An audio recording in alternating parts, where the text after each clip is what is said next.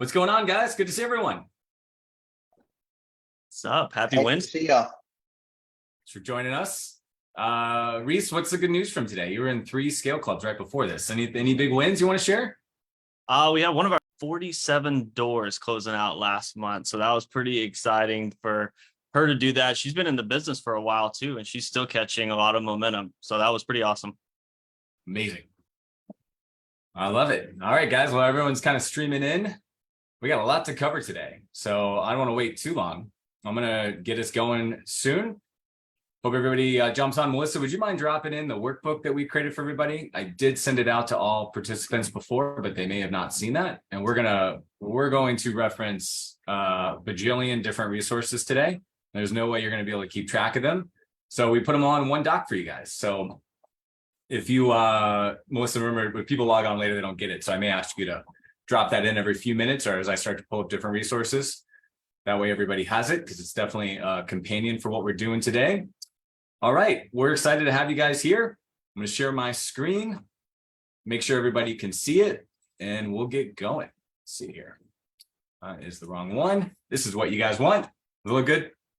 You guys see the slides? It looks like slide 1 of 64. It's not presentation mode, I don't think. Not presentation mode. Okay. That's why I asked before I just get going. How about now? There you go. All right. Well, don't get too nervous. Everybody just saw that we have 64 slides, but we got a lot of information to share. Plus, we brought Mason and Renee to share and Reese. So this is going to be great. Appreciate everybody coming on today. I'm going to jump right in. So Melissa asked me to put this webinar together to really kind of show you what's happening behind the scenes here at Vendscale and the management system that we use to coach and grow business development managers all over North America for property management companies. And particularly, it's something that we designed that we believe and we have seen will actually make them a happier employee, which will increase retention. So let's talk about that. You got a top performer on your team, and I'm going to give you guys a survey in just a moment. I'm curious to hear who has a top performer on their team and who is looking for one. Then we know that there's 4 key ingredients to keep these people engaged and actually wanting to come to work and performing at their highest level. And so it is number 1, the compensation has to be right. Number 2, they want to be recognized when they're growing and they're performing. Number 3, they want to be developing in their career. And last but not least, they want to be a part of a community. We're going to talk more about each one of these. And so one of the challenges for us as small businesses is that, we're competing for great sales talent with much larger companies. So larger companies that can bring in sales trainers and coaches on a regular basis, larger companies that can give big bonuses and do things like the President's Club, where they take the top 10% of the sales team to Hawaii to celebrate every year. It's really tough for us to do that as a small business, us here at Vendscale included. And so when I talk about recognition and community, that doesn't mean that you can't have that just because you're a small business. And so we're going to go through all of these in detail today. And I believe that the one system that we have kind of accumulated, because we can't take credit for all of it, over probably about 2 decades, basically altogether, this one system solves all of these 4 problems. And so that's what I want to walk you through today. So first, I want to define some vocabulary, something that's going to come up a lot. If you're around us at all, and if you're definitely on this webinar, you're going to hear us use the term top performer a lot. And so top performer is what we're looking for when it comes to business development and sales. The top performer is that person who basically is outshining all of our expectations, hitting their sales goals, and really what we're looking for when we venture out there and decide to bring on somebody on our. But there are other types of salespeople. We probably know the opposite of a top performer, and we call them an underperformer. These guys are easy to spot out, simply not doing the job, never hitting their sales numbers.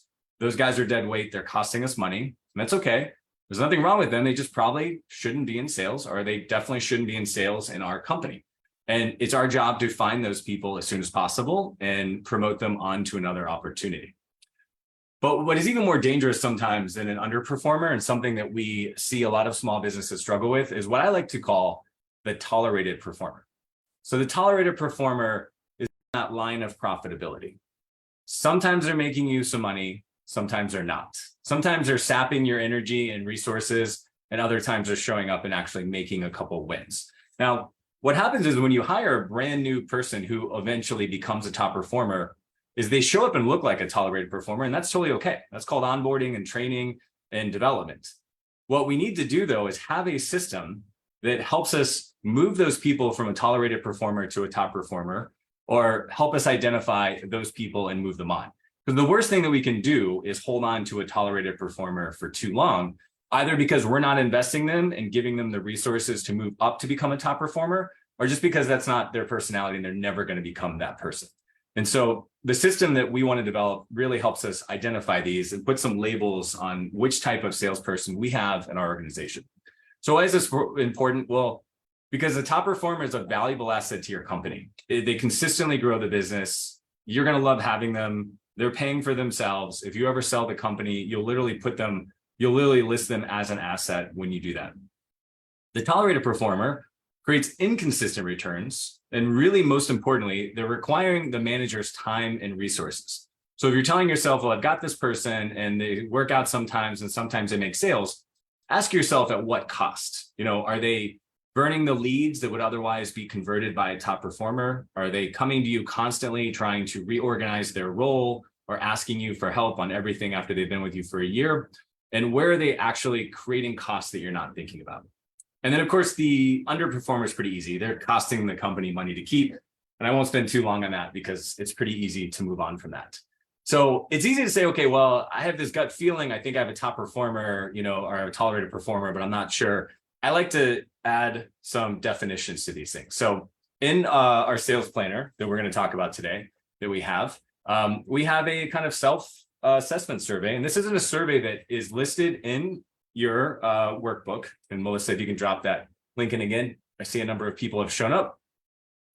I recommend that you as a BDM go through this once a quarter. And if you're an owner with a BDM or hiring a BDM, I'd recommend that you ask your BDM to go through this once a quarter and do it in a way where you create a safe space and they can be honest with themselves and they can actually share it with you, because you're going to get a lot out of this. So these are the requirements to become a top performer versus tolerated versus underperformer. And I'm actually going to walk you through each of these very quickly, ask you to make some notes, and then we're going to do a poll and see what we have on this call. And if you don't have a BDM yet, that's okay. Just kind of follow along. If you have multiple BDMs or a full sales team, then, just kind of accurately assess what it is. And so let's just kind of walk through. So number one, ask yourself, which of these describes you best? So top performer consistently meets or exceeds sales targets and activity expectations. So not only are we accountable for our goals, but we're accountable for the activities that ultimately are leading indicators that turn into sales, such as networking, prospecting, follow-up, all of those things, asking for referrals. Tolerated performer occasionally meets sales targets and is inconsistent with their activity expectations.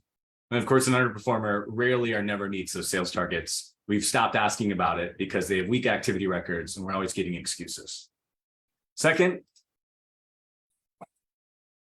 do you consistently use mandated company tools, such as your CRM, your communication tools, and your marketing assets? Or do you not consistently use those company tools? And of course, if you're an underperformer, you probably don't even know where those tools are or how to use them. Third, are you resourceful and self-sufficient when needs arise for new tools? Do you know how to go find the information you need or find the new tactics to troubleshoot? Or are you always depending on your managers to solve your problems and provide resources whenever the need arises? Or have you just stopped pursuing any opportunity that requires new resources or thinking? It's definitely something we've seen in an underperformer category. And last but not least, let's talk about ideal fit clients. Top performer only enrolls ideal fit clients, whereas a tolerated performer often enrolls misfit clients, which is expensive and frustrating for the company. And an underperformer doesn't even know what an ideal fit client is or how to actually qualify them. So I am curious. I'm going to put up a poll. Who's on your team? Tell me what you guys are seeing based on that assessment. You guys, about 15 seconds here to think about it.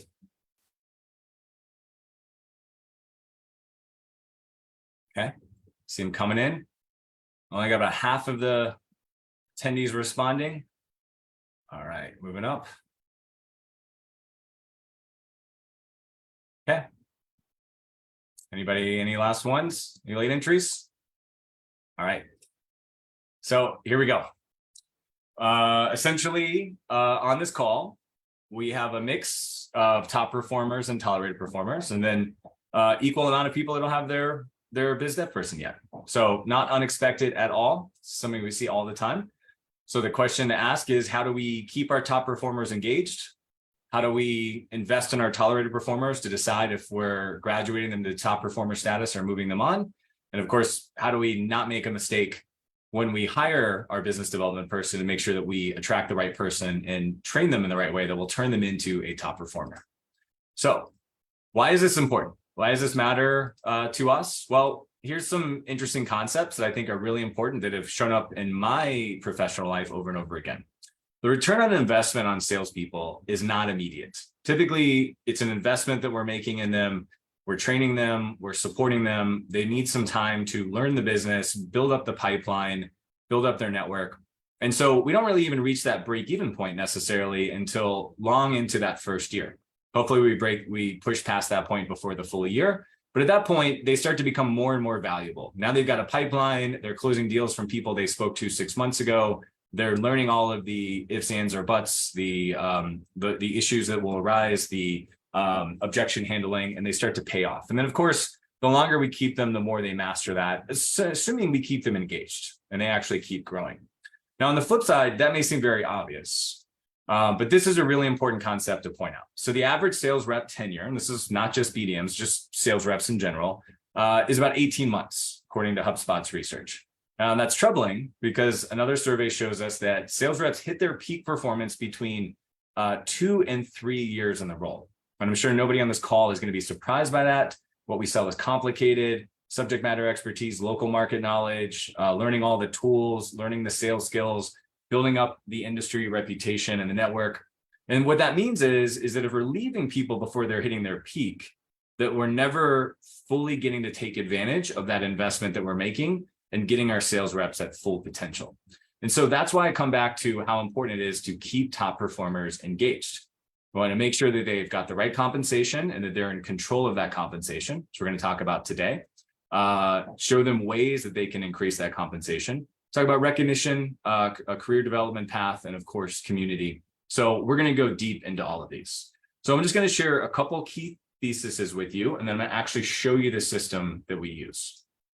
So the key thesis for everything I'm about to share with you is that we're a big believer that everything can be systematized. We know that's a big part of being in the property management business.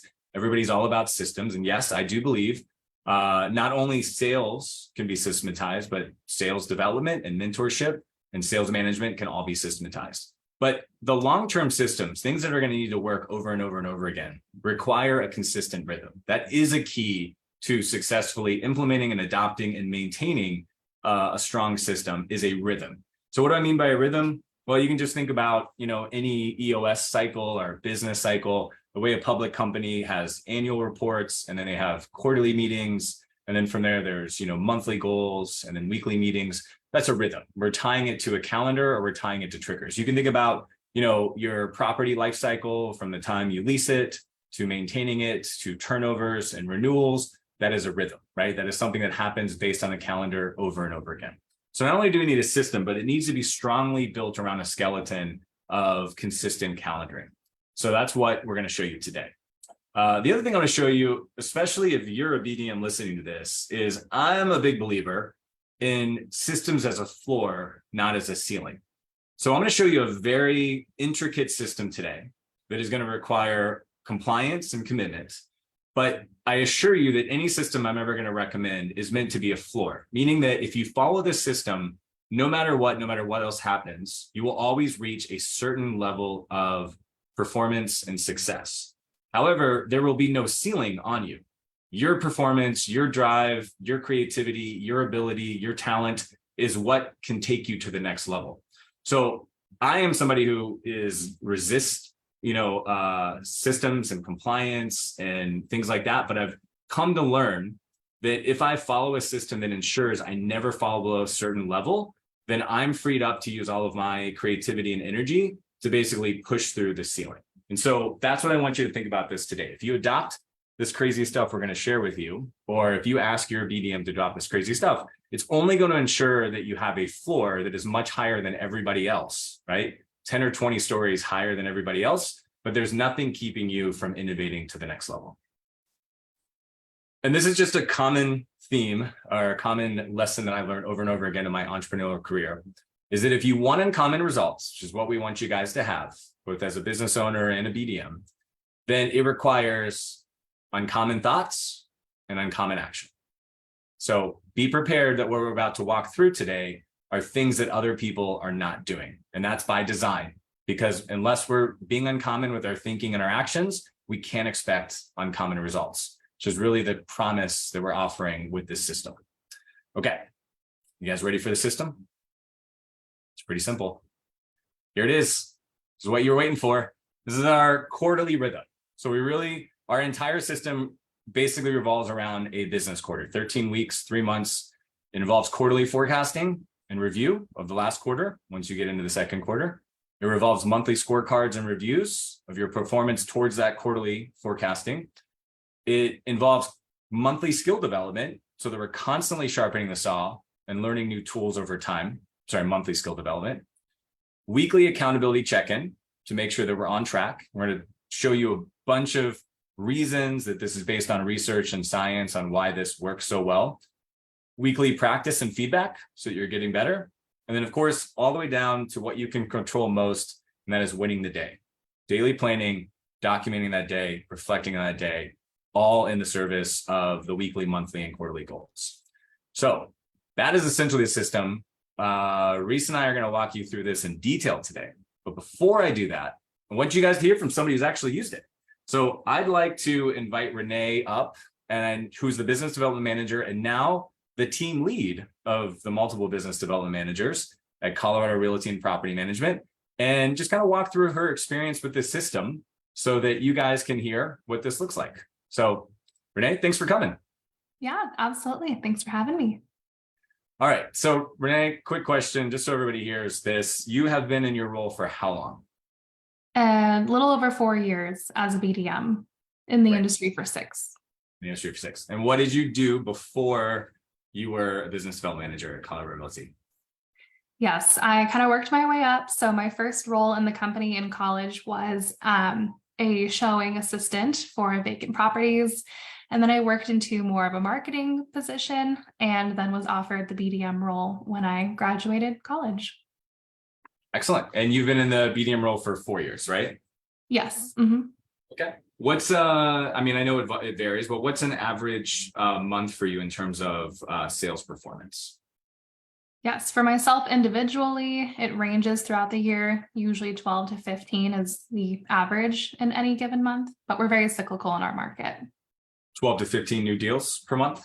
Yes. Mm-hmm. Okay. And I'm sure you were doing that your first month, right? Not quite. It's the trajectory of what we're talking about. So yeah. Exactly. You have now reached that top performance level, which is great. So I have a couple of questions, but I just want to kind of get, your general feedback on the system that you've been involved in as part of Rent Scale and Scale Club. What are your takeaways? What do you like? What do you want to share with the audience? Yeah, I would say for myself, the biggest thing has been the accountability aspect, especially growing into a more seasoned BDM over the years. As a newer BDM, it was definitely learning, the playbook and how to handle objections and kind of the mechanics of the, role. Now that I feel like I have those down pat, now it's just the accountability and being consistent in delivering what we've already learned over the years. So for me, it's the community of people who do the same thing that I do and then hold me accountable to do what I say I'm going to do. Excellent. And from what I understand, you've earned a nickname from being in Scale Club. What is that nickname and what's the story behind that? Yes, I was named the Door Slayer last year for the highest number of doors closed. So that was exciting. And now my friends and family keep calling me that because they think it's so great. So it'll stick. You closed the most doors out of the community last year. Is that correct? That is what they said. I will go with that. Yes, I won't audit the results, but if they gave you the Door Slayer award, we know that's true. So congratulations. In your personal life. That's a lot of fun. Now, you've been promoted to team lead, and this is something I wanted to ask you about. So now you're kind of in charge of the whole business development team. Mhm.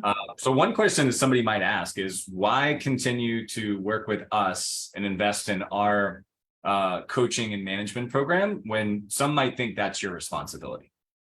For sure. Yeah. Well, I believe in continuing to learn always. And I feel that Red Scale is always bringing a new perspective or a new focus for us to refine our skills within. And, as a team lead, it's kind of my job to help reinforce what we've learned in Rent Scale, absolutely, with everybody. But with Rent Scale, having just that foundation of those new skills to refine, having the structure, and then again, the accountability is a huge part of it. We're all in separate, clubs. So we're having slightly different conversations. And by having each person also learning, we can come back together and share our different gold nuggets of what we've learned. Fantastic. All right, last question. If you had to start all over and build a property management sales department from scratch, what's the first thing you'd make sure you have? I feel like the most important thing is the sales process, knowing, what a qualified lead looks like, and then where it goes from that point, how we know that we're progressing it through the process to be closed. Having that process in place, I would say, is the most important thing to start. Love it. Thanks, Renee. Really appreciate it. I'm going to move on just because we got a lot to cover, but I appreciate you sharing it. And if you guys have any questions for Renee, feel free to chat them in or ask us, and we can either answer them live as we go along, or we'll make sure we have a little time at the end. So thanks so much, Renee. All right, it's great to see Renee's development over time. She was one of our original participants, came to the very first Sales Mastery, has been to all of this, has really watched her growth. It's really cool to see. So let's dive into this actual system, which is what you guys wanted to see. So let's start at the top. Zoom way out and look at the quarterly chunk, and then we'll just kind of move in as we go through this process. So let's talk about our quarterly forecasting and review. This is a tool we've been using almost since the very beginning. We maybe have modified this and invented it for property managers, but this is something lots of sales companies use, all over the world. And it's just this quarterly forecast, starting with your goals based on seasonality, based on historical performance, and then breaking it down. And so the first thing I want to share with you is that all of these tools that we're providing are typically based on some research or some behavioral science concepts, because the hardest part about sales and sales management is people. People are not as logical and consistent or predictable as you think they are. And so everything that we've designed in this process is for people just like you and us, entrepreneurs, salespeople. We have some blind spots and we work really well within a system. So the first thing I want to share is the planning fallacy. So as humans, our tendency to underestimate the amount of time it will take to complete a task, as well as the costs and the risks associated with that task, even if it contradicts our experience. Have you been late to the same meeting or location or event, even though you've been there before and you know exactly how much time it takes you to? This is what the planning fallacy is.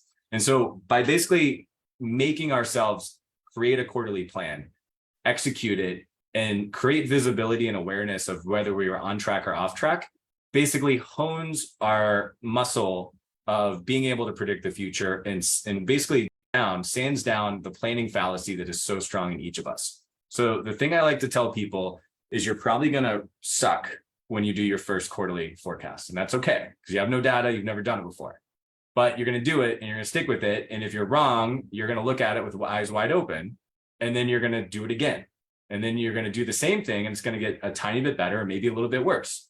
And then you're going to do it again. And by the time you do this for 4 quarters or a year, you're going to have some institutional knowledge and data that you're going to be really grateful you had. And it's going to be awkward getting there because you're going to make a lot of forecasts that do or don't work for you, but you're going to be learning all the way through. So forecasting and using this tool and sticking to it is not a black and white. You start using forecasting and the whole world is better. What you're basically doing is creating new habits, and you're creating new views of the world, and you're basically gathering data so that you can make better forecasts in the future. So I'm going to walk you through our forecast, but in your workbook, we got entire videos about our forecast. We've done multiple webinars on this. This is baked into Lead Simple, which I'm going to show you in a second. I know Profit Coach has come on webinars. They're big believers in this as well. There's so much video and content out there about how to use this. So I just want to basically give you a quick primer. And so if I click on this, you will basically see that you can take this year and you can put in all the doors you closed per month. And then you can basically get a seasonality ratio. And then you can basically decide by how much you want to grow. And it's actually going to forecast next year based on the seasonality. So if you're closing 20 doors per month here, let me just mess up there. Then, basically you want to grow by 20%. Actually, it's a little bit more than that. It's, what is that, 22%? Then you basically see it'll forecast for you. Then you're going to basically be able to back this whole thing and you're going to have your whole year's forecast. And again, there's a ton of the stuff in the document that you can go through. And then you're basically going to take that and you're going to plan a quarter at a time. And so let's just say you're going to do 20 doors in April, 22 doors in May, and 30 doors in June. That's the plan.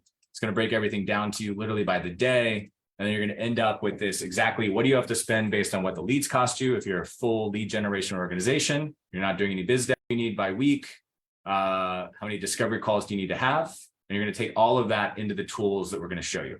So you guys have this forecast, come in here, click on it, just go to file, and then make a copy and create your own version. And if you guys need any help with that, we're going to put you in touch with one of our scale consultants and they'll walk you through the whole thing.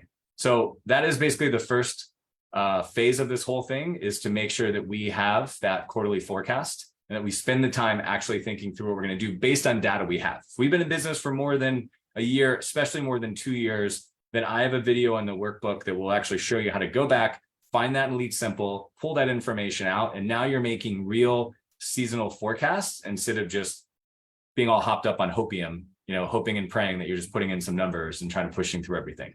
So Hopium is a bad drug. We don't want you on that. We want you to be making database decisions. If you've been in business for more than 2 years, you have that in Lead Simple, hopefully, you can easily pull that out. Now, this tool has been really successful, and the Lead Simple guys said, hey, we really like that. So they actually built it into Lead Simple. So you may not know this, but it's now available in all plans of Lead Simple.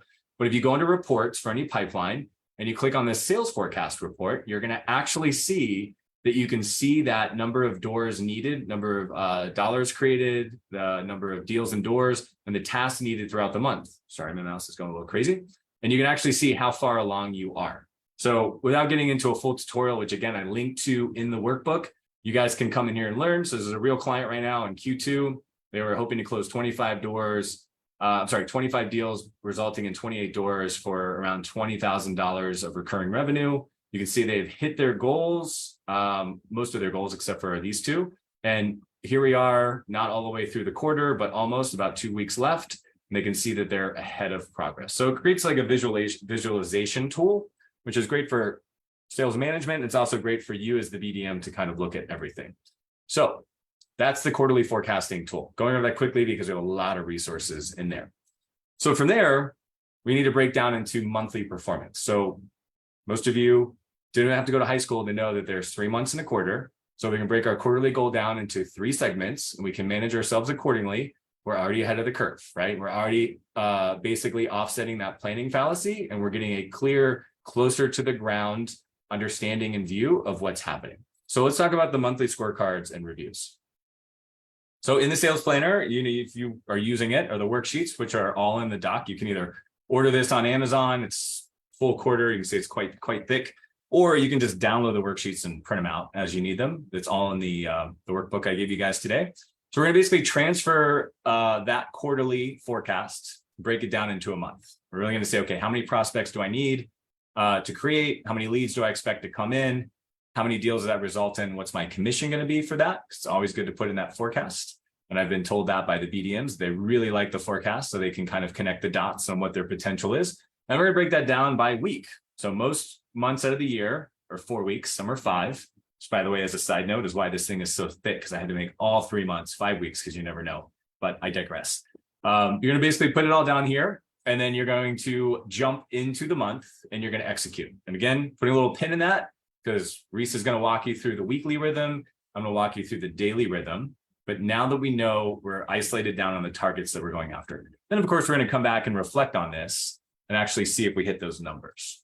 So at the end of each month, if you're in our program, our group coaching program, which is called Scale Club, we are going to walk you through a top performer scorecard. And so I've linked this again in the document. You guys have it. So just to walk it through at a very high level, it could be a whole webinar itself. We found that there's kind of 4 levels of performance of any sales professional, the foundation of which, the absolute critical level of the DNA, is their mindset. So we've distilled the mindset down to something very simple, which we call the 3 C's. This month, were you coachable? Were you committed? And were you caring? Right? Did you take the feedback? Did you come and ask for help? Were you committed to the goals? And did you care that you got it right? And that you care that you helped your company and you cared that you helped the prospects? So without that, none of this other stuff really matters. So we always check in, and hopefully that's a resounding yes. We'll ask you to reflect on that. Second, let's get into the hard skills, right? Do you know the language? Do you know the playbook? Do you know how to handle the objections? Do you know how to ask for the business? Do you know how to probe and do discovery work? Do you have the subject matter expertise? Do you know how to talk about real estate investing? Do you know the local market information? These are the hard skills that we train our BDMs on, or that you may already have. And we ask you to actually reflect, and it's in the scorecard, I won't spend too much time on it, on several skills that all make up sales. So what's your confidence level in prospecting? What's your confidence level in handling objections and asking for the business and asking for referrals? So you actually have to look at that on a monthly basis to make sure that you haven't gotten weak or fallen behind in any of those areas. And from there, you have the best mindset in the world, all the skills. If you're not showing up and doing the work, then it's not working. So we always need to measure ourselves on performance. What was our energy level like? How did we show up? Did we follow through? Did we put everybody in the CRM? Did we create creative follow-up? Did we actually document dated next steps? Were we hitting our targets? Were we closing deals, or were we losing all of our deals? And then from there, on top of all of those things, at the really kind of black belt mastery level, we just really needed to ask ourselves, where can we level up with style? What stories are we telling? How good are those stories sound like on the phone calls? What's my tone?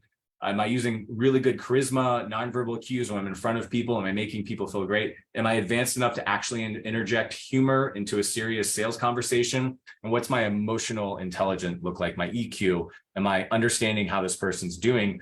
This is, this is the DNA of a top performing superstar. And we want to actually strip it down to the basics and ask yourself and judge yourself on a monthly basis. Where am I performing? Where have I fallen behind? And where do I still have some room to grow? So that you aren't just saying, okay, I need to get better, but you're saying, I actually need to work on X, which I find is way more actionable than I need to get better. So all of these kind of boil up into a scorecard that our coaches go through. So we ask the BDM or you to go through this and basically judge yourself, self-assess. I shouldn't say judge, it's probably a bad word, self-assess.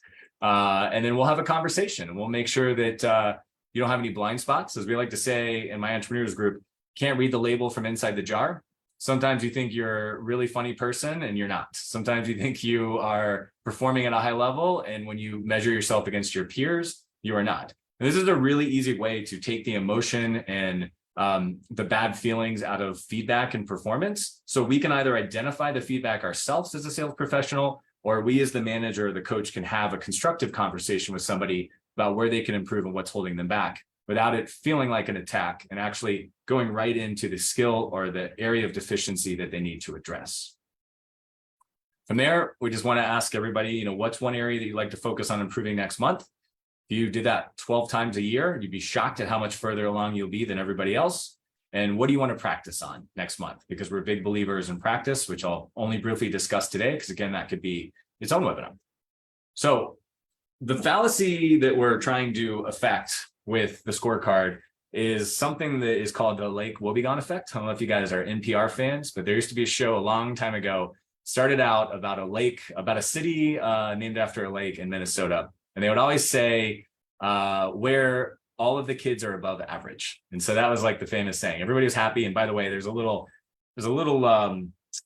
cleverness to Lake Wobegon. It's kind of a better place. Like everybody was kind of like looking back to like their childhood on the prairie, and when like everything was a little easier time. And so all the children were above average. But this has actually been adopted by scientists, and it's turned into a fallacy, which is it's the human tendency to overestimate one's achievements and capabilities in relation to others. Whether it's driving ability, estimating IQ, or health, or memory, or relationship, or even happiness, people consistently rate themselves as better than others. This is called low self-awareness, and this is what is baked into us as a natural effect. So for example, this is a real study. 93% of people think their driving abilities are better than average. I'm no economist or mathematician, but you can't have 93% of people be above average. That's actually statistically impossible. And so we want to use the scorecard because there's a tendency in all of us, myself included, to basically suffer from the leg woebegone effect and over assess our abilities. All right, so they've got one more really fun thing in monthly skill development. I'm gonna ask Mason to talk about that and some other things in just a moment. So in addition to making sure that we're executing on a monthly basis, we need to be sharpening the skill on a monthly basis. And so you guys jumped on the webinar today. We had some music playing. It was just 4 or 5 of us, but usually if it's Scale Club, you know, it's 30 or 40 of us, everyone's dancing and high-fiving and having fun. And one of my favorite things about this system is we get everybody together once a month for community and learning. So get everybody on and we share some new information, we celebrate the wins, and we basically go through everything. So this is helping us, this one meeting is helping us with career development, because we're really teaching all of our BDMs how to sharpen the saw and become better at what they're doing. Maybe it's a new tactic they can use right away. Maybe it's a mindset shift. Maybe we're working on market information. In fact, I'll ask Reese to share some of our recent skill devs, if he doesn't mind, in just a moment. But it's also helping us with our recognition. So in addition to weekly meetings, we're getting everybody and we're basically going through what we like to call the highlight reel, and we're giving out awards. You heard that Renee was the door slayer for a year. We're also kind of pulling out major recognitions and value fits for Scale Club. So Kenny closed 47 doors this month. And so we're all cheering him on. Everybody's sending him nice notes, and it's really creating a sense, it's creating a recognition chamber that is really hard for you to create on your own as a small company if you're 7, 12, or even 20 people, because now we're getting them in front of their peers and they really appreciate it in a different way. We're also going hardcore into skill dev. This was a personal favorite of mine recent that we did. So we ask all the Scale Clubs, so we break our whole community into small groups of around 8 people. And I think we had about 9 Scale Clubs. And I created a buy box for me as an investor. So I was looking for new construction at this price range in an area like this with this features. And I think it was probably my favorite because I just ended up getting the whole Scale Club community to bring me deals to look at, which is pretty fun. But it taught them to go in there and basically create a presentation, talk to investors about migration patterns, why the area is a good area, what kind of property works in this area. They had to break everything down. You can see it here. They had to show me the pro forma, the cash flow, the cash on cash return, basically make me both a quantitative pitch for the property as well as a qualitative pitch for the area and the home. And so it was great to get to see that. And then Mason, who is our actual winner, who I'm going to bring up in just a second. But Reese, I want to ask you, what's our next skill dev coming up and what was our last one?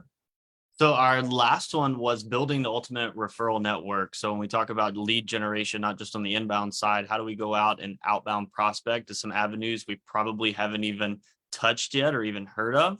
And this month, we're going to talk about the power of Google reviews and what the external and internal changes that can make for your business, for the employee side, but also for the new business generation side as well. Thank you, sir. I'm looking forward to that. All right, Mason, I'd like to ask you to come up and kind of share your experience. So Mason is a business development manager with First Choice Property Management in Texas. He's been a part of our Scale Club community for less than a year. Am I correct on that, Mason? You're right. I'm coming up on a year here on July 1st. Excellent. All right, Mason, thanks for showing up and congrats on pitching me that amazing property that won over not just myself, but 2 other investors and judges. It was great to see. What did you take away from that exercise? That's a good question. A few different things. First off, it's been a problem that I had because I had multiple investors looking to buy, and I just kind of had to send them and trust that a realtor or something was going to provide them good deals. So it helped me build a skill to be able to pitch to them because it was a common problem I had. But ultimately, it gave me some confidence because I performed it or pitched it in front of at least 40, 50 people and then won. So, I mean, winning that was an incredible feeling. And it just gave me another sense of confidence knowing that any investor that comes in, no matter what they're looking for, no matter what their buy box is, I'll be able to kind of put together that pitch. And yeah, so it gave me another sense of confidence. You did a great job.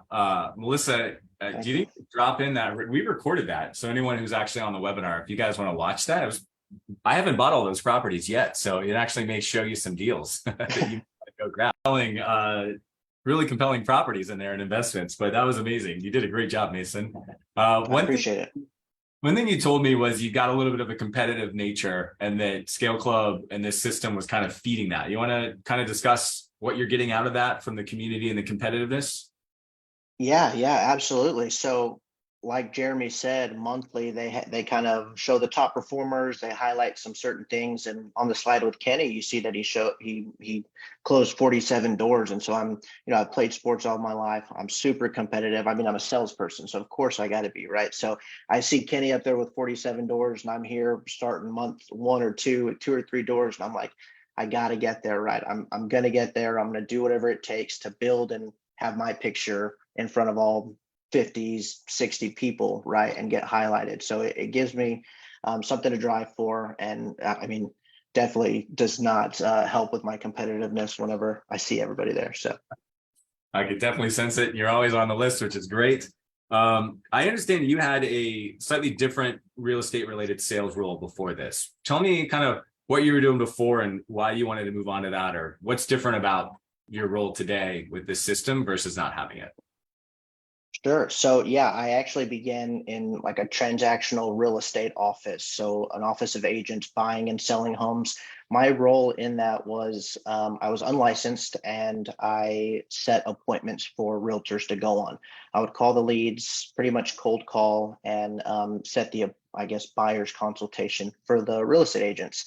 And the difference between my role now and the role that I had previously was there was no real method, nothing in place. It was call and you should be, you should have the training, you should know the areas. There was no guidance. I was sitting in a room pretty much by myself throughout most of the months that I was there. And so the difference between this is from the very beginning, from the application, I met with Jen. She interviewed me, and then I was through the next couple months given the sales process, given the playbook, shown what to learn, how to overcome objections. And that's not something I received beforehand. So that's the biggest difference that ultimately has led to most of my success.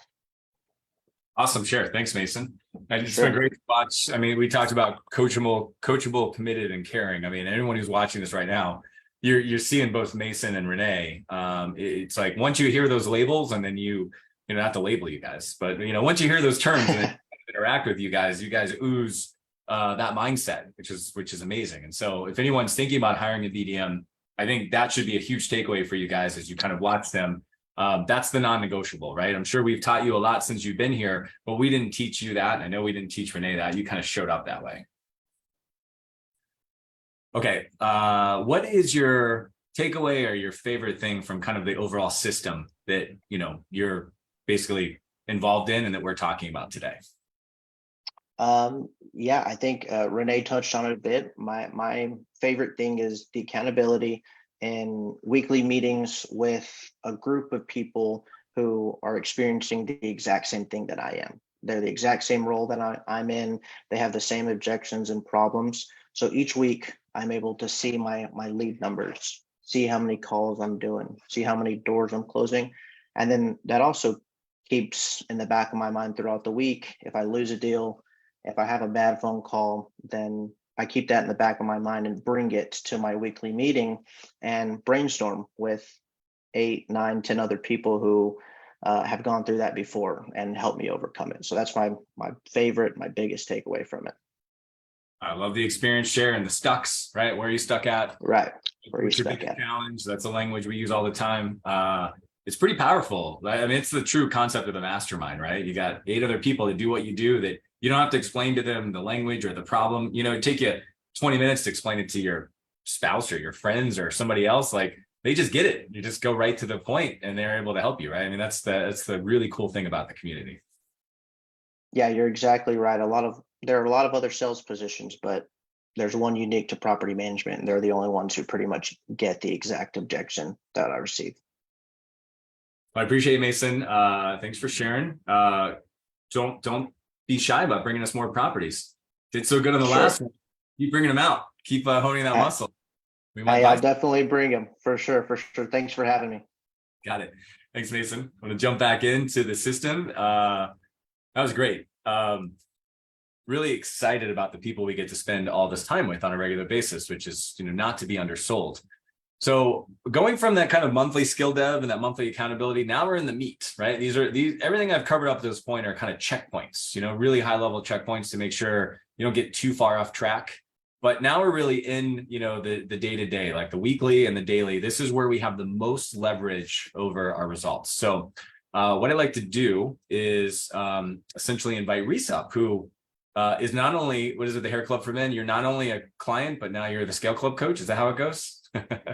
Yep. Two-time client, one-time employee, I guess.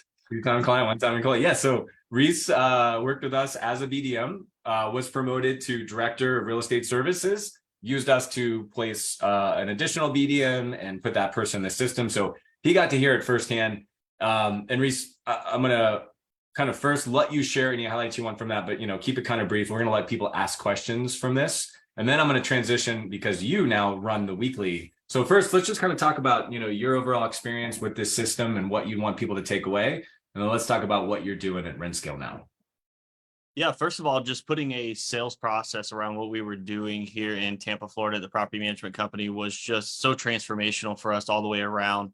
Having a system, guidelines to what to do, our USP, so that the whole company was behind that. It just allowed us to elevate, and then to a point where we needed to grow more. So I elevated into that Director of Real Estate Services role, and then was able to move those systems into a BDM. And her being part of the Scale Club, the weekly accountability, and all the other tools that you've shared really just helped her grow. And in her first year, she closed 130 doors and had no prior real estate experience, but we were able to teach her in combination with RentScale to be successful. How many doors is that? 130 in her first year. 30. She had never been in property management before. I remember because I helped hire her, right? She was a nanny. Yep. Is that right? She was a nanny. That was what she did for a living, was sit with two little kids. So she decided to come to the property management space and deal with hundreds of kids. So it was nice. Well said. And by the way, so is Renee. She shared that with me as well. And so is Melissa. So perhaps our new top performer recruiting method is we're just going to go look at the nanny help wanted ads, and we're just going to call them and ask if they want to get into real estate sales. That's really well, excellent. Thanks for sharing that. So you are running our weekly accountability groups, which we call Scale Club, or Scale Club accountability sessions, which you guys have heard Mason and Renee talk about. In fact, you ran 3 this morning, right? Before this call, you ran 3 back to back. Why don't you walk us through what those calls are like and what you cover, and why they're so important?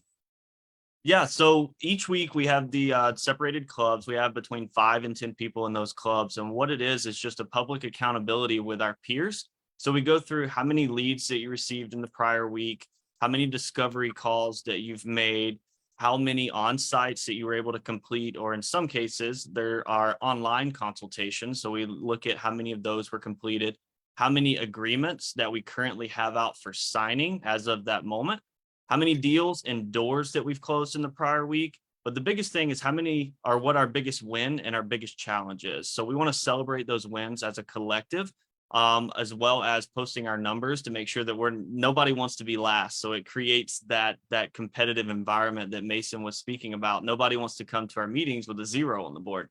And then biggest challenge when we get to that, as a collective, we're able to put some great minds together to figure out how do we get through that challenge, or maybe even creating new solutions that haven't even been thought of yet to move our BDMs through that challenge and get them to the goal that they're looking to get to.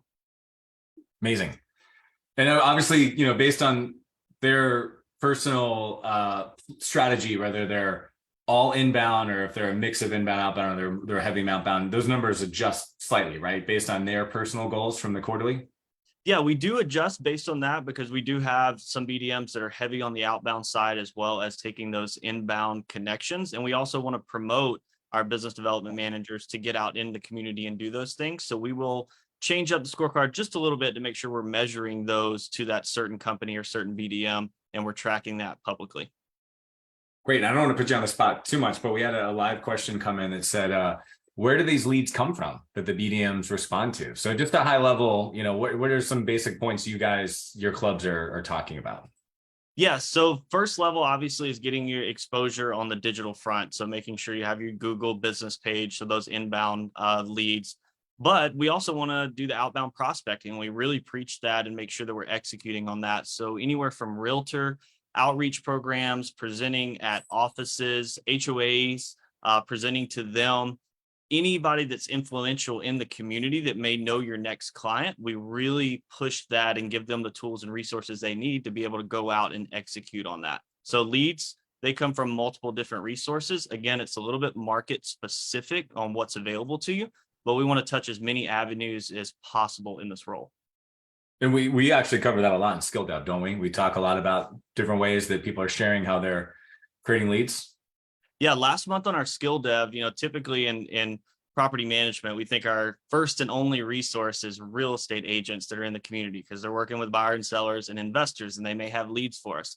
To me, that's just the tip of the iceberg. There's so much more underneath that. And that's what we did last month, is go through 10 other avenues that most people aren't even starting to think about, let alone engage with those types of avenues that can refer the clients. So we really push that as part of Skill Dev. And then we work on the tactical piece of that in our weekly meetings on what we're doing, how we're getting to go out and target those leads, and then engaging with them. Excellent. And for who asked that question, we do have a whole webinar on kind of some campaigns and lead gen that we're seeing work really well. So reach out. We'll show you at the end how to do that, and we'll get you that as well. So you'll probably have a bunch of other ideas. So Reese, thanks for that little quick sidebar. Now, all of these meetings, right? All of these stats, you're telling me that we got to get together every week and report these on a weekly basis? We do. And we've set it up, though, as part of the system that we are able to roll through this in about 45 minutes. So we come on, we have a segue to get the conversation going, and then all of our BDMs know the cadence of our meeting. So it actually rolls through it really quickly as far as reporting our numbers. And that gives us plenty of time to talk through our challenges, celebrate our wins, and then focus on the tactical piece of it that may enhance what we're doing to get to the next level of our door count. Wonderful. And what I've found, because I've run these clubs too, is if everybody shows up with a good attitude and they're coachable, committed, and caring, these are actually a lot of fun that we look forward to these meetings, right? And if we don't have that attitude, it seems like a burden. Would you agree? I would agree. And Renee, I would hope you second this, because Renee was actually on one of our clubs about an hour and a half ago. We always try to make it fun. Like if it's not fun, well, I don't feel like we're getting anything out of it. So we make it fun, but we also make it very insightful. And we always want to be 1% better. As many times as we see each other, if we're constantly looking for that 1% over time, it's going to be a massive improvement. Amazing. Thanks, Reese. Anything else you want to add? I don't. I just appreciate everybody coming in today. It's definitely a lot of fun. It was impactful for us as a business using these systems and the accountability piece of it that allowed us to grow at the rate that we really wanted to, both internally and externally. So thank you so much for sharing all this. Thanks, Reese. Stick around. I'm sure we're going to get some questions at the end, some of which you'll be best suited to answer. All right, so this weekly accountability meeting can seem like a big lift, and I get it. We're busy. We got deals to close. We got meetings, and I got to schedule around this 30, 40-minute meeting every week. It can seem like a burden, but I'll tell you there's a reason for this, guys. So another behavioral science concept is we all suffer from present bias. So present bias is that it's our tendency to choose a smaller immediate reward over a larger reward in the future, the really big stuff that we care about, right? So have you ever heard that concept? Don't trade what you want for what you want right now. This is present bias. So for example, ice cream tastes better than broccoli. Buying new clothes is more fun than saving for a far off retirement. And chatting with coworkers is more immediately gratifying than prospecting a cold list, right? This is the present bias. Why do I bring this up now? When you know you got a call with Reese and your peers, hopefully some of which are your friends, and you've committed to a number, and you got to stand up, and maybe not standing up, but you get what I'm saying. I'm standing up right now, but you got to get on Zoom and you got to say, yeah, I didn't make any calls this week, or I didn't do anything, I didn't follow up, I didn't close any doors. It basically shatters the present bias. So basically, you're basically taking the long-term goals and you're making them present on a weekly basis with some public shame, for lack of a better term, or some public support, if you want to put it in a positive basis, but it works. We know this works, right? And so this is the human nature that this system is designed to overcome, which is why I want to bring that up. And we always do it in a supportive way. And we're never chastising or finger pointing at anybody. But we just know when you build relationships and you set goals and you're committed, you're coachable, you're caring, you're not going to show up every week and not have your work done. And so it's a strangely compelling and powerful concept to get people to stick to their goals. All right, now we're down into the weeds, daily planning. So yes, I got to show up every week and I got to report to Reese, but I only have one boss on a daily basis, and that is myself. And sometimes this is the hardest way to stay motivated, to stay aware, to stay performing, not because we're not disciplined or not because we don't care, but because there's just a lot of distractions. And when you're in the day-to-day, fires pop up, everything, the universe conspires to kind of take you off of your path. And it takes an amazing amount of focus to stay on that. And so within that, we have our daily sales plan. So I'm just going to stop sharing for 1 second to kind of share this with you. So again, this isn't in the workbook you have. You can actually go to Amazon and buy it, or you can just download the first chapter, which is an article about how to use it, and then the actual quarterly, monthly, weekly, and daily pages, and you don't have to buy it. And just print them out whenever you want. I just want to share because this thing is no joke. This is meant to lay open. It's meant to be on your desk every day. And I'll actually share with you why that's so important, because it's awareness. There's some research that shows that information sticks more and is more readily recallable when you're writing versus you're typing. So we are a big believer in the hard copy, whether you download the worksheets or you buy it on Amazon. By the way, I think I lose $5 per copy that you buy on Amazon. So this is not a moneymaker. This is not a sales pitch. These things are not cheap. They are high quality. Anyone who's had it in their hands knows that this is a big deal. And yeah, I think I literally lose $5 every time you buy one on Amazon. It's on Amazon Prime, so you can get it shipped right away. But it's not because I'm trying to sell you something. It's because I know it's going to work. Uncommon results require uncommon thoughts and uncommon action. And that's what this is. So really going to get into the weeds on uncommon action. So, all right. So here's the planner. The planner is about managing your day. Here's maybe the most important lesson. If you're in sales, if you're an owner that does sales yourself, if you're a BDM, this is probably the most important lesson of the day. There are only 2 high payoff activities that you can do all day, or 2 categories. You're either converting opportunities that you already have, or you're creating new opportunities. And then there's everything else. These are the only things that you are the only person in the company that can do. So these are the things that get you paid. These are the things that make you hit your numbers. These are the things that grow the company. These are the things that allow the company to replace the bad clients with the good clients. These are the things that allow you to basically create a more abundant environment for everybody in the company. So there's a lot we can do. There's a lot we're asked to do, right? We get asked all the time. Hey, can you just respond to this client issue? Can you drive over there and make sure, that they can log into their owner's portal? None of these things are either converting opportunities or creating opportunities. These, again, are the only things that the business development professional or the salesperson in the business can do. And we need to prioritize our days around that. So I like to basically say there's 3 categories you spend your time on. There's opportunity conversion, there's opportunity creation, and there's everything else. And you got to be really disciplined about how you do that. So what is opportunity conversion? What does that mean? It's basically your sales presentations, stuff you love to do as a salesperson. I'll just be honest with you. This is the stuff you're just like, yeah, give me a lead, give me a lead. Phone's ringing. Like, I got it. Let me refresh. Lead simple over and over again. I got a new lead. Let me go to the meeting. You guys love this stuff, right? So it's sales presentations, meeting with prospects, following up, wondering why they haven't signed that DocuSign agreement that they've opened 4 times, returning the calls and the emails when you get out of a meeting and a prospect called you, the closing activities, right? Just making sure you send the agreement, you follow up, do you have to get the keys, all that stuff. And then maybe the stuff you don't love, it's just updating your CRM. Let's just be honest. That's super important, because if the deal doesn't close in a day or a week, if you don't update your CRM, it's just going to fade away. So these are opportunity conversion activities. These are huge. These are so important. They're reactive mostly, right? You just have to respond when the prospect's ready to do it, or you get a to-do and lead simple, or you got a voicemail when you got out of a meeting, or it's time to close the deal and you have to advance the prospect through lead simple. These are very reactive things that are fun, that are dopamine hits, they're exciting, and I don't have any problem. I don't have any misconception that you guys aren't going to do these things. And if you're not doing these things, then we really have a problem, and you're probably an underperformer, and you probably shouldn't be in this role. The other thing we need to be doing is creating more of those for the future, right?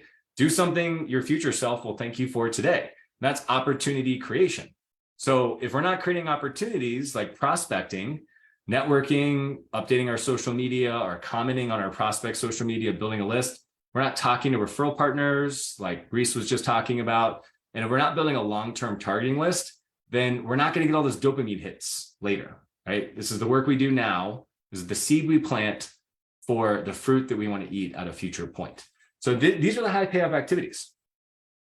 If you take nothing else away from today, as a professional salesperson, just know that the more you can stack your day with these two activities, these two activity buckets, the more successful you'll be. May not happen overnight, but this is the difference between top performer and an also ran for sure.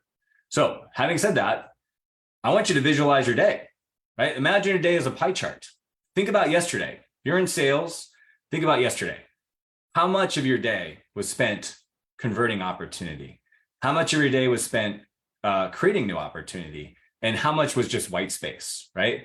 Are you the top person, the average sales day? You're reactive, you're unfocused, you're not that productive, you're busy with non-sales producing payoff activities? Or are you defining your day? You're aware, you're intentional, you're structured, and you're packed with sales activity. I think most people can just get the power of this graphic. If you took all the time you spent working this week and last week, and you made a pie chart out of it, how much was really spent on creating or converting opportunities? And is it what you expected it to be? And you can design your day. If you're low on opportunities, you better believe you should carve out a bigger chunk for opportunity creation. If you got a bunch of deals you're just trying to close in a bunch of meetings, maybe you just set aside a quick hour to focus on opportunity creation, and you spend most of your day on converting that opportunity. And you definitely tell everybody you've got no time for all the other BS, because today is about closing deals, and that's a big deal. And you got to protect that time. So if you start to visualize your day and you start to look at it this way, you're going to squeeze so much more out of every working day. And so to do that, the concept in the sales planner that I'm a big believer in, and this works at the quarterly level, this works at the monthly level, it works at the weekly level, and it sure as heck works at the daily level. The concept I like to use is that direct, reflect, and perfect. So you want to direct your day. It's both planning it and executing that day, right? You can't just write it on paper and then not execute. You gotta write it down and you gotta execute that day. Then you gotta reflect at the end of the day. What went right? What didn't go right? What am I gonna do differently tomorrow? What's the common problem that keeps flaring up?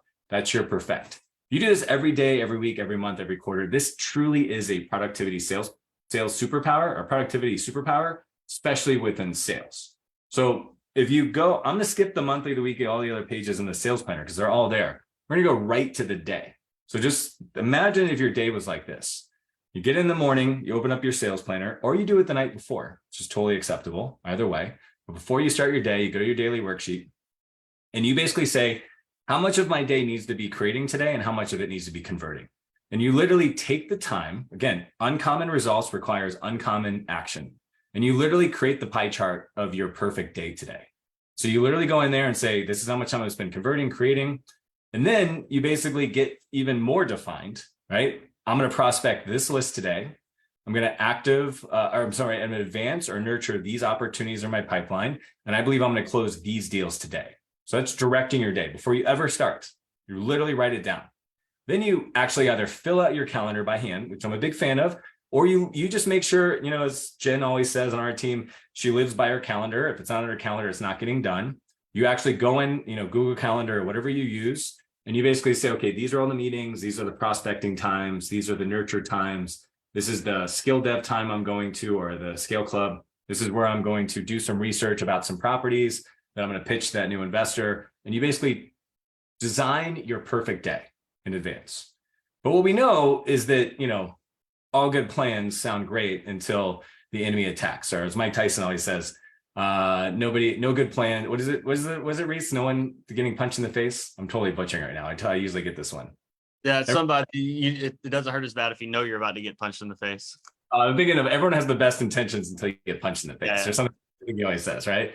Are no good plans withstand the enemy. So what happens is you direct your day and you don't expect perfection, although you're striving for it. And then basically you use this throughout the day.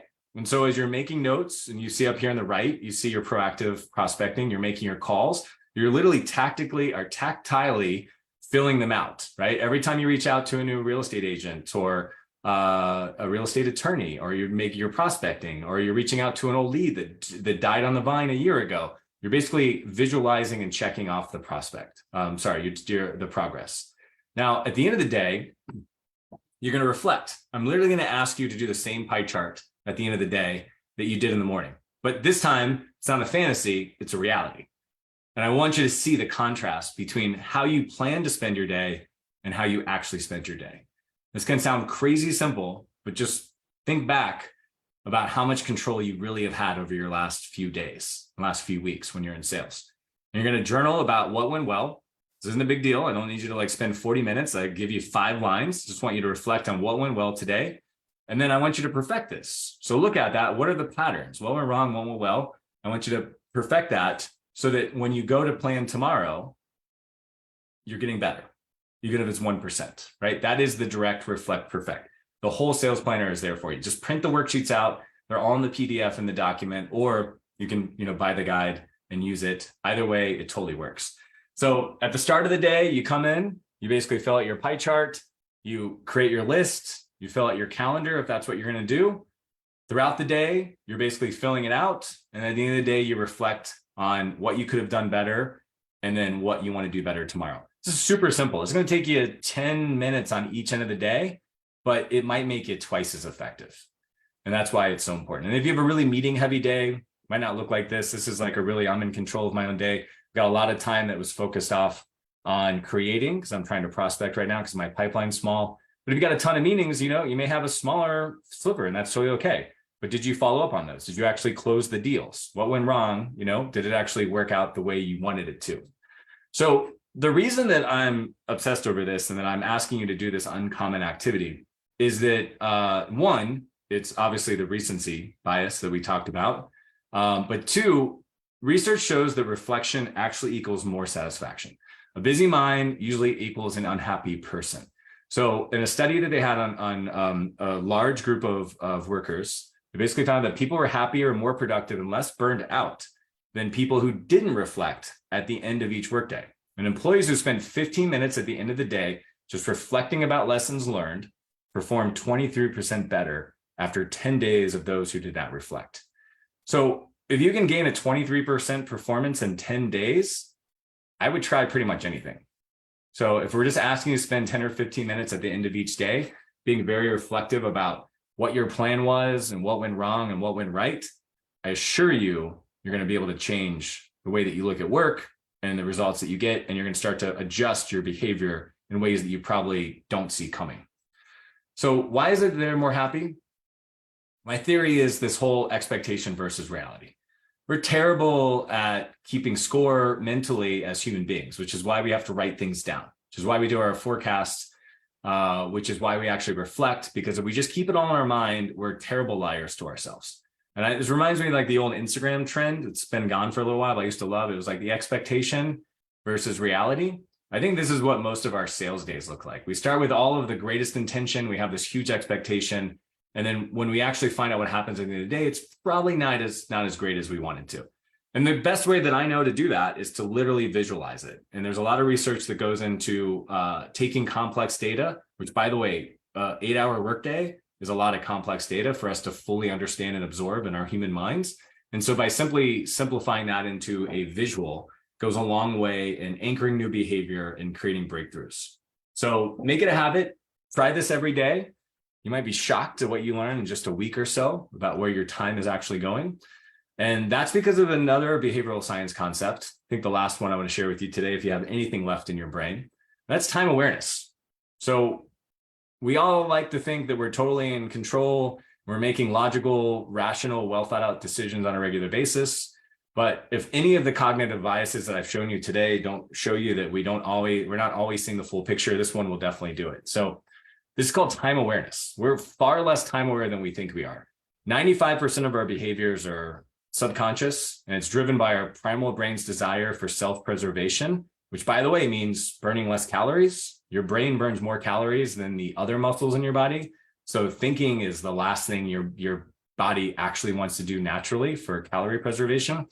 And our emotional brain's level or drive, or reactivity to given any situation. Reactiveness, like ding, got a new email, got to go finish it, got to refresh Lead Simple, got to go see what's happening, got to go follow up on this. We're so reactive that it basically paralyzes us from managing our time as fully as we can. However, through repetition, like all things, you can actually, it's a muscle. You can train your brain and your mind to become less time blind, which is the scientific opposite of time awareness. So most of us are far more time blind than we realize, which is why we have so many cultural sayings like, where did the time go? Wow, time's flying. Is it really already Thursday? I can't believe it's June already, right? Think about how many times you say that or you hear that said. Like this is rooted in us as human beings. We are by default far more time blind than we ever actually realize. So kind of to summarize, if what I'm selling you guys is uncommon results, what you have to invest is uncommon thoughts and uncommon action. It's the only way to get there. There is no standard way to get uncommon results. As I said from the beginning, the system is well thought out. It's robust. There's a lot to it. It's uncommon, but I believe it's a floor. I believe if you follow it, you will reach a new level of basis of productivity. You'll never perform below that level again. And that level will be much higher than your peers. And again, from there, you can use all of your motivation and all of your talents and skills and creativity to basically break through that ceiling and take it to the next level. So this is the systemization, It's the one thing that's not in the workbook, because I actually wanted you to show up and watch the presentation. So now you have it. So feel free to screenshot it or let us know if you want to send it. But you can basically reverse engineer that from all of that. And I'm a big believer that the point of doing this, the point of doing all this craziness is not just the uncommon performance, but it is what's going to keep yourself as a top performer or a top performer on your team engaged. You've got to make sure that they're in control of their compensation, which is what a lot of this is going to do for them when they're performing at a high level. They're getting recognized with a group of like-minded peers. They're learning new skills like today, as well as all the great skill developments that Jason and Reese are providing. And they've got the community. They're building friends and peers, and they're really basically not missing anything that those larger companies that are competing for the best sales talent have to offer. So we call this Scale Club. It's kind of the process that we have. We have a group of, I think, roughly 70 people in Scale Club right now, all over North America. We do believe it's the largest community of professional property managers in North America. And we're very proud of that, as you got to meet some of them today, which we really like. I think we only have one question left. And guys, feel free to chat and everything in before we wrap this up. But before I do that, I just want you guys to know, if you just reach out to rentscale.com/book, Melissa, maybe you can drop that in. Then you guys can feel free to reach out. If you want help putting together a forecast, we'll help you do that. If you want help kind of measuring a salesperson in your team or a non-salesperson in your team that you're thinking about promoting into a business development role, we'd be happy to talk to them, walk through that all.